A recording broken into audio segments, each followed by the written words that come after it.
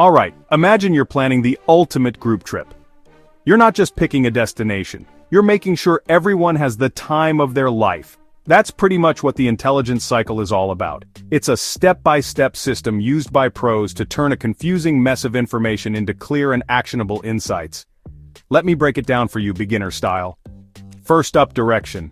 This is setting your goal. On our trip, that's deciding, we want a chill beach weekend that fits everyone's budget. In the real world, it's a boss or team leader saying, we need to understand what our competitors are planning next quarter.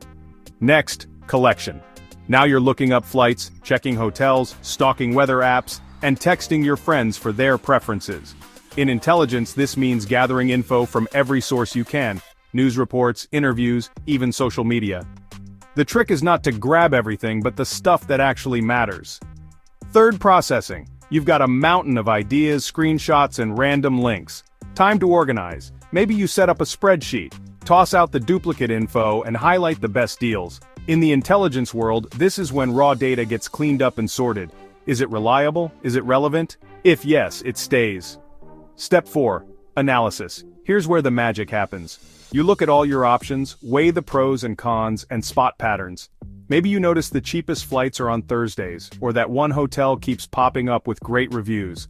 Analysts do the same. They connect the dots, look for trends, and turn basic info into real, useful advice. Finally, dissemination. You text your group chat, here's the plan, here's why it works, let's book it. In the professional world, this is when insights are shared with the decision makers. Clear, concise, and right on time, so the right call can be made. That's the intelligence cycle. Direction, collection, processing, analysis, dissemination. Kind of like planning a trip, but with higher stakes and cooler code names.